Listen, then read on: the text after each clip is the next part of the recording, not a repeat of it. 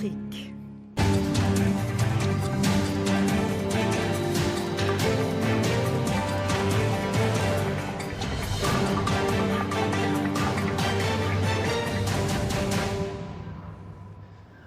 Bienvenue et mille merci pour votre fidélité à VOA Afrique. La 5e édition du CHAN se dispute au Maroc jusqu'au 4 février prochain. D'emblée, pour faire le point sur la compétition depuis son coup d'envoi le 13 janvier dernier. 3 autres invités également avec nous. Et en direct de Rabat au Maroc, le commentateur sportif Amine Birouk, quelqu'un qu'on ne présente plus sur VOA Afrique. Amine, d'ailleurs, je me tourne vers vous d'abord. Comment se déroule la compétition jusqu'ici, rien que 5 jours, bien évidemment, après le coup d'envoi? Bonjour Jacques, bonjour à tous les téléspectateurs de VOA Afrique. Le moins que l'on puisse dire, c'est que la compétition se déroule dans une très bonne ambiance. Le comité d'organisation local avait tablé sur une assistance ou sur une présence du public en masse. Le moins que l'on puisse dire, c'est qu'on peut voir le verre à moitié plein dans la mesure où le pays organisateur a joué à guichet fermé. Et sur les autres matchs, il y a eu une présence supérieure à celle des autres éditions du CHAN. Ce n'est pas des matchs qui se déroulent à 80 ou 90% de l'assistance, mais au moins, par exemple à Tanger, il y a eu une moyenne de 18 000 spectateurs. Les infrastructures sont de qualité. Et puis, il ne faut pas oublier que pour le Maroc, c'est un test important, puisque le royaume chérifien est candidat à l'organisation de la Coupe du Monde 2026. C'est une sorte d'examen blanc que les organisateurs passent en vue de présenter une nouvelle fois leur candidature, de la faire valider par la FIFA au mois de mars, avant le passage au vote au mois de juin prochain, face à une candidature triple, celle que représentent les États-Unis, le Canada et le Mexique. Oui. Le moins que l'on puisse dire, c'est qu'après 5 jours de compétition, ça se déroule dans un excellent esprit. Il y a du fair play, il y a du but, il y a des buts et il y a un peu de spectacle. Vous l'avez dit, Amine, le Maroc qui accueillera la CAN, la Coupe d'Afrique des Nations l'an prochain, le Maroc qui convoite également le Mondial 2026. Donc ce CHAN 2018, Amine, est-ce comme un tour de chauffe évidemment pour le pays hôte, mais le Maroc, par exemple, sera-t-il prêt pour une Coupe du Monde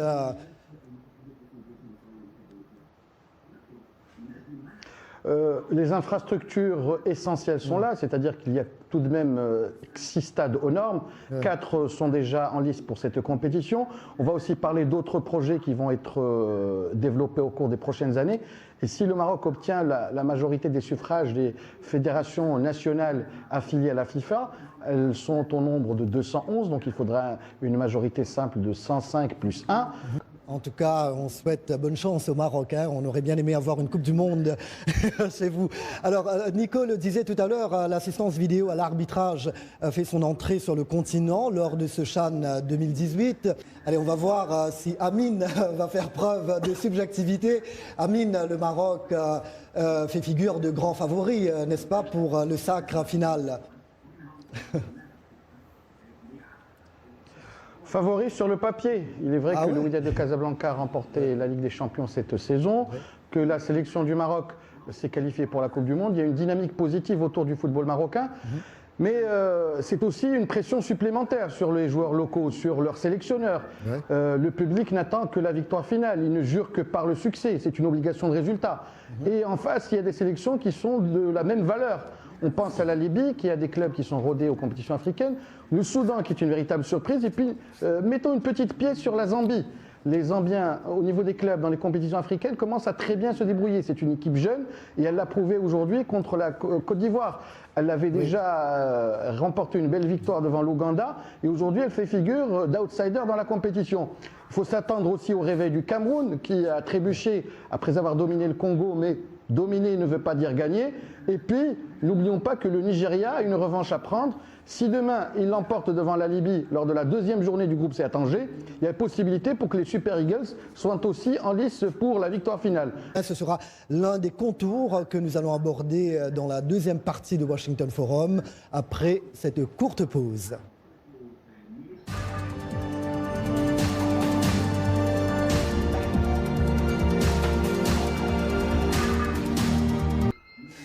Jacques Aristide de retour avec vous. Merci de continuer à nous suivre. Du football dans ce Washington Forum, plein feu sur le championnat d'Afrique des Nations, le CHAN 2018, qui se tient au Maroc. 8 ans après le lancement du CHAN, Amin Birouk, quel bilan faites-vous de cette compétition? Parvient-il à promouvoir et développer le foot africain?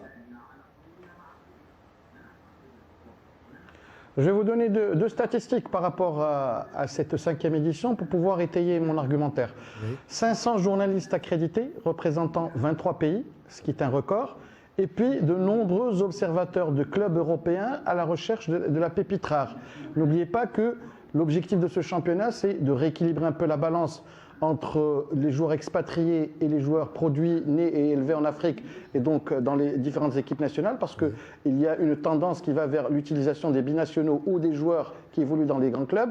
Et puis la seconde, c'est pouvoir permettre à ces clubs formateurs de bénéficier des frais de formation lors des transferts vers l'Europe, le Moyen-Orient ou bien l'Asie. Donc c'est une opportunité pour développer le football. Il va falloir juste relativiser par rapport à ce championnat d'Afrique. Ce n'est pas la CAN, ce n'est pas le même glamour. C'est une compétition balbutiante. Aujourd'hui, elle se déroule dans des stades de 40 000 supporters. Le public commence à s'intéresser à la compétition et ça viendra lentement, au même rythme que la CAN au tout début. La CAN au tout début, en 1957, c'était une compétition à 3 pays. Lors de l'année 2019, nous en serons à 24 pays qualifiés, un suivi des principales télévisions du monde. Il faut juste laisser le temps au temps pour que le CHAN puisse prendre de l'ampleur et occuper une place à part dans le calendrier du football africain. Ouais, c'est pas mal comme bilan quand même, 9 ans après, 8 ans, 9 ans après. Nous avons Eloy Boukouhi de Goma. Ce championnat fait émerger de nouveaux talents et les aides pour la CAN. Il faut que la CAF pense au football féminin également. Et voilà ce qui vous rejoint, Marguerite Dari, Kiassa, Idrissa, Niamey, Niger. Les manquements au niveau du CHAN sont la preuve qu'en Afrique, on est en retard sur le plan sportif. Et voilà, une réaction, Amine? Une réaction par rapport au football féminin, Je dirais juste que la CAF est en train de mettre les jalons. On rappelle qu'il y aura un symposium au mois de mars prochain à Marrakech au Maroc, où il sera question, c'est un peu les états généraux du football féminin en Afrique, voir par quels moyens il faut le développer. Est-ce qu'il faut finalement résoudre seulement le problème financier, ou bien c'est une quadrature du cercle avec les infrastructures, inciter certaines sociétés conservatrices à donner la chance aux femmes de pratiquer le sport, et puis ne pas oublier que pour l'instant la parité homme-femme en matière de football sur notre continent n'existe pas. Donc à partir de là, il y a moyen de penser que le football se développera en Afrique parce qu'il y aura des cellules de réflexion, il y aura des ateliers, il y aura de la recherche. Ce sera un peu le pendant de ce qui s'est passé au Maroc à Rabat, toujours dans le cadre de la CAF au mois de juillet dernier. Oui. Cyril Demoro, nous avons vu les commentaires sur notre page Facebook. Certains disent que dans beaucoup de pays du continent, les championnats locaux n'attirent plus grand monde dans les stades. En fait, la fin dernière, il y a la finale du CHAN est prévue pour le 4 février. Que la meilleure équipe gagne, bien évidemment.